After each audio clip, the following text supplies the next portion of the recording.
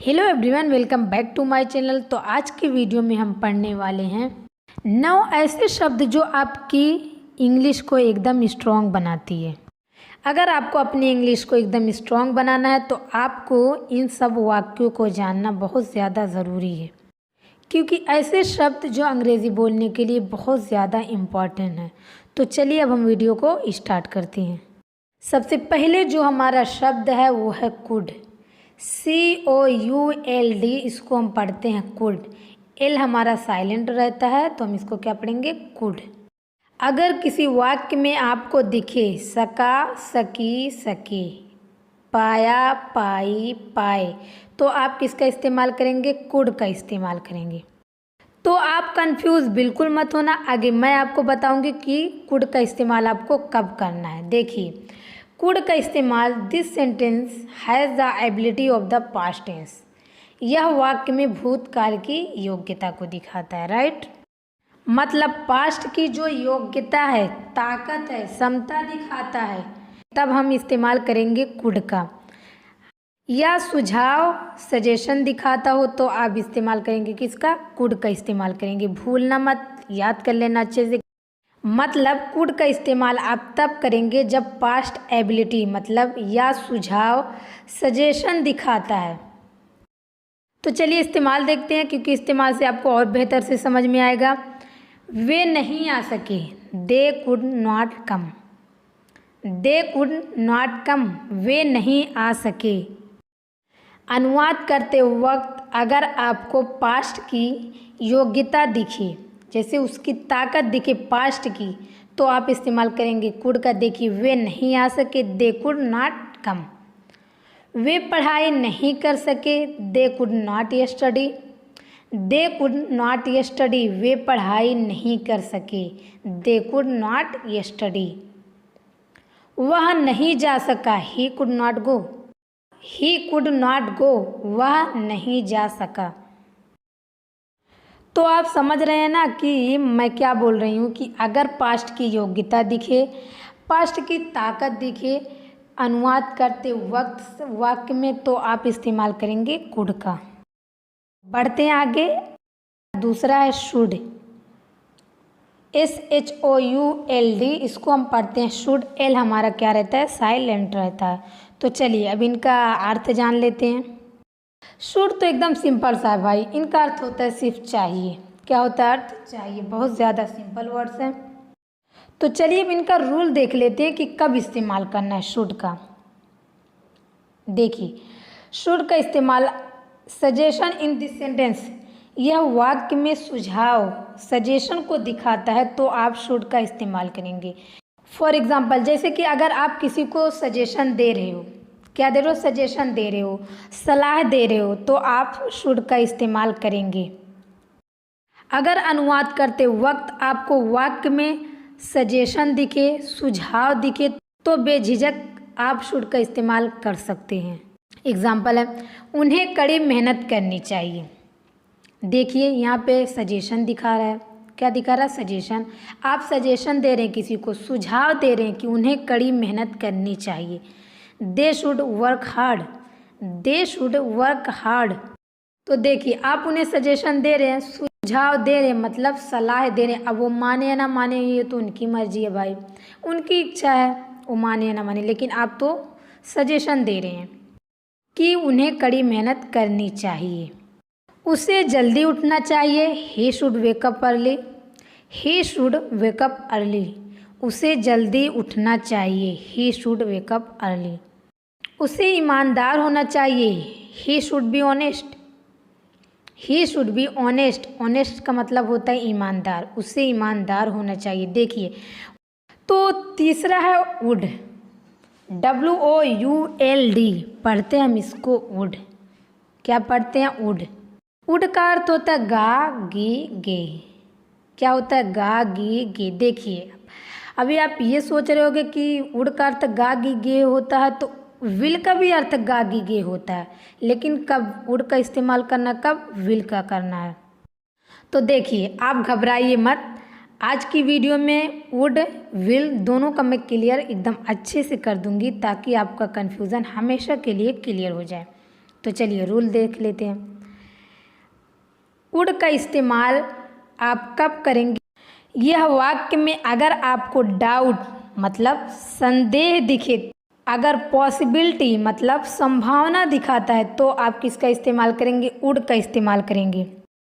तो पॉसिबिलिटी आप समझ रहे हैं मैं क्या बोल रही हूँ? पॉसिबिलिटी मतलब संभावना दिखाता है। अगर किसी वाक्य को अनुवाद करते वक्त आपको डाउट हो मतलब संदेह हो, लेकिन वह पॉसिबिलिटी है, वह संभावना है, मतलब यह काम होने की संभावना है कि काम हो जाएगा, लेकिन काम हुआ नहीं, अभी पॉसिबिलिटी है, डाउट है, तो आप वुड का इस्तेमाल करेंगे।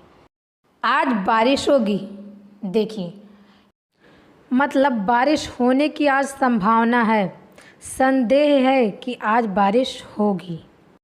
It would rain today, it would rain today, आज बारिश होगी। It would rain today. वह आ जाएगा, he would come today, he would come today, वह आज आएगा, ही वुड कम टुडे। वह परीक्षा उत्तीर्ण करेगी, she would pass the exam, she would pass the exam, वह परीक्षा उत्तीर्ण करेगी। तो देखिए एकदम सिंपल सा है। अगर अनुवाद करते वक्त आपको वाक्य में पॉसिबिलिटी मतलब संभावना दिखी और वह काम होने की संभावना भी है और डाउट भी है मतलब संदेह भी है कि आज ये हो सकता है, तो आप बेझिझक वुड का इस्तेमाल करिएगा। तो बढ़ते आगे, चौथा है माइट, MIGHT, माइट, बहुत इम्पॉर्टेंट सा शब्द है माइट। माइट का अर्थ होता है शायद, सकता है, शायद सकती है, शायद सकते हैं। क्या होता है? शायद सकता है, शायद सकती है, शायद सकता है। तो देखिए क्या होता है ना कि बहुत सारे लोग बहुत कंफ्यूज होते हैं। क्यों कंफ्यूज होते हैं? क्योंकि सकता है, सकती है, सकते हैं के लिए किसी वाक्य में आपको स्टार्टिंग में दिखे शायद और लास्ट में दिखे सकता है, जो ये ब्लैंक है ये एक्चुअल वाक्य का जो मैटर रहेगा वो आ जाएगा, तो आप माइट का इस्तेमाल कर सकते हैं। चलिए अब इनका रूल जान लेते हैं माइट का। यह वाक्य में पॉसिबिलिटी संभावना दिखाता है। देखिए अगर आपको वाक्य में पॉसिबिलिटी संभावना दिखाता है तो और वह लास्ट में सकता है, सकती है, शायद है स्टार्टिंग में, तो आप माइट का इस्तेमाल कर सकते हैं।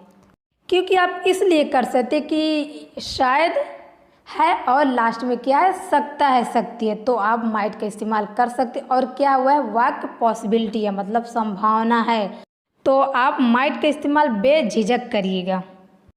ये इस्तेमाल देखिए, क्योंकि इस्तेमाल से आप एकदम अच्छे से समझ जाएंगे।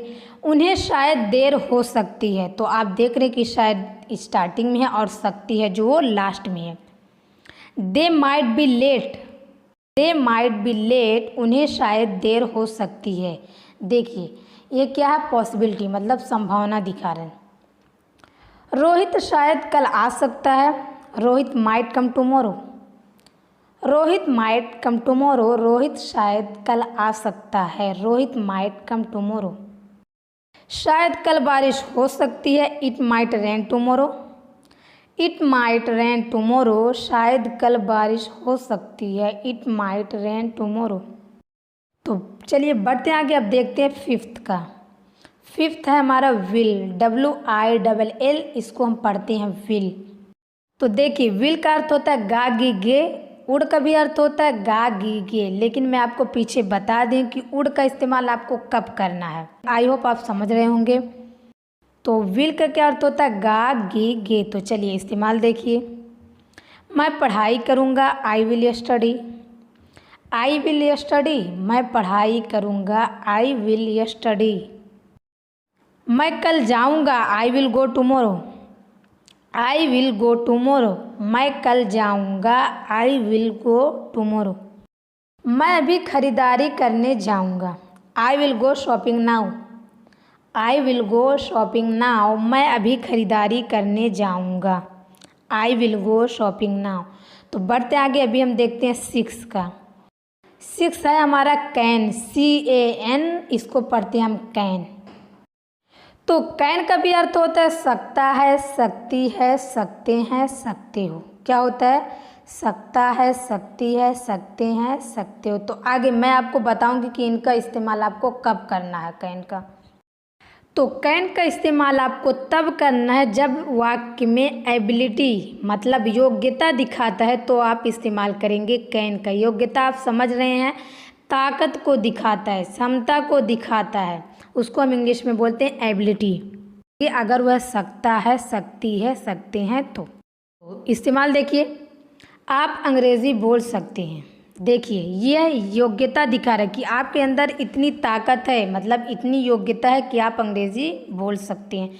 You can speak English, you can speak English, आप अंग्रेज़ी बोल सकते हैं। वह 10वीं की परीक्षा पास कर सकता, मतलब उसके अंदर इतनी योग्यता है, इतनी क्षमता है कि वह 10वीं की परीक्षा पास कर सकता है। He can pass 10th class exam, he can pass 10th class exam, वह 10वीं की परीक्षा पास कर सकता है। वह 12वीं में अच्छे अंक प्राप्त कर सकता है, उसके अंदर इतनी योग्यता है कि वह 12वीं में बहुत अच्छे अंक प्राप्त कर सकता है।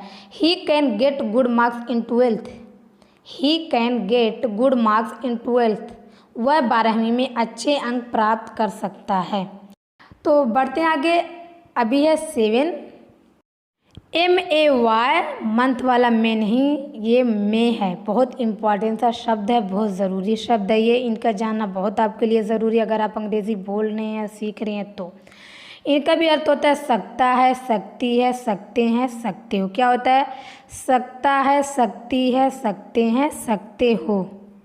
तो देखिए सबसे बड़ी कन्फ्यूज़न तो यहीं पर है भाई कि मे का भी अर्थ होता है सकता है, सकती है, सकते हैं, और कैन का भी होता है अर्थ सकता है, सकती है, सकते हैं।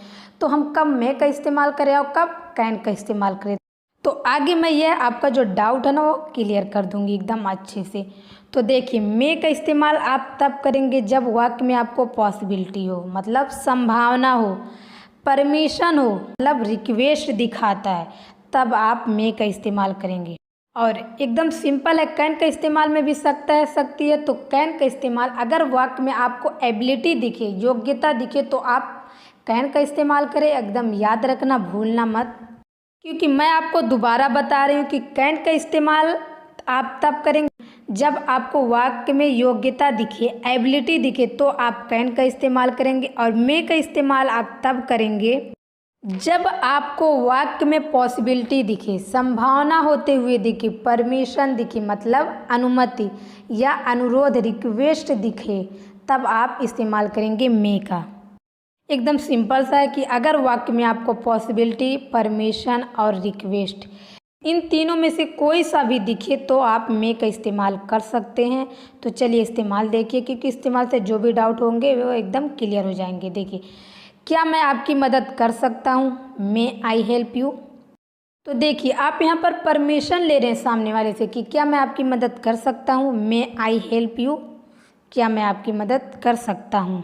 हमें देर हो सकती है, मतलब पॉसिबिलिटी है, संभावना है कि हमें देर हो सकती है। We may be late, we may be late, हमें देर हो सकती है।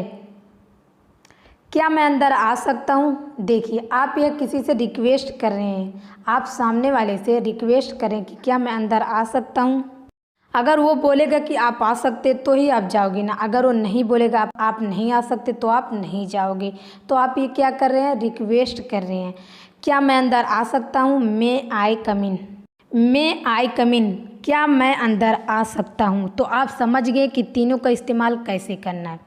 तो आप समझ रहे हैं कि आपको सिर्फ इतना याद रखना है कि अगर वाक्य में आपको परमिशन, अनुवाद करते वक्त आपको परमिशन, रिक्वेस्ट और संभावना दिखी और वह सकता है, सकती है, सकते हैं, तो आप मे का इस्तेमाल कर सकते हैं। बढ़ते हैं आगे, अभी है 8, MUST मस्ट, पढ़ते हैं हम इसको मस्ट, MUST क्या पढ़ते हैं हम इसको मस्ट, जिनका अर्थ होता है अवश्य चाहिए। मस्ट का अर्थ क्या होता है, अवश्य चाहिए, मतलब मुझे ये चीज़ चाहिए तो चाहिए, ज़रूरी है, अवश्य चाहिए। तो देखिए चलिए अब इनका रूल मैं बता देती हूँ कि आपको मस्ट का इस्तेमाल कब करना है। देखिए, अगर वाक्य में फर्म नेसेसिटी मतलब दृढ़ आवश्यकता को दिखाता है तो आप मस्ट का इस्तेमाल करेंगे कि कोई भी चीज़ जो ज़रूरी है मतलब अवश्य आपको चाहिए तो उन वाक्य में आप मस्ट का इस्तेमाल कर सकते हैं। कि मुझे अवश्य उनकी मदद करनी चाहिए, आपने तय कर लिए कि मतलब मुझे उनकी मदद करनी चाहिए। अवश्य मतलब मुझे चाहिए, करनी चाहिए ही चाहिए, तो आप किसका इस्तेमाल करें? मस्ट का इस्तेमाल करें। I must help them, I must help them, मुझे अवश्य उनकी मदद करनी चाहिए। I must help them.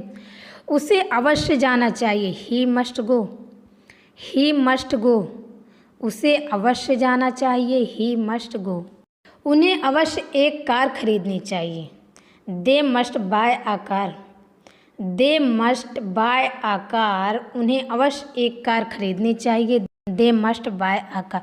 तो बढ़ते हैं आगे, अभी है 9 मतलब 9वां हमारा है शब्द जो है SHALL शैल, इनको हम पढ़ते हैं शैल। इनका भी अर्थ होता है गा गी गे। क्या होता है? गा गी गे। यह तो विल का एकदम भाई है सेम, लेकिन क्या है ना कि अभी ये शैल का इस्तेमाल अब ये प्रैक्टिकल तौर पर स्पोकन इंग्लिश में इस्तेमाल नहीं होता है। अभी हम क्या करते हैं? सिर्फ विल का इस्तेमाल करते हैं, तो शैल का इस्तेमाल हम बिल्कुल नहीं करते हैं।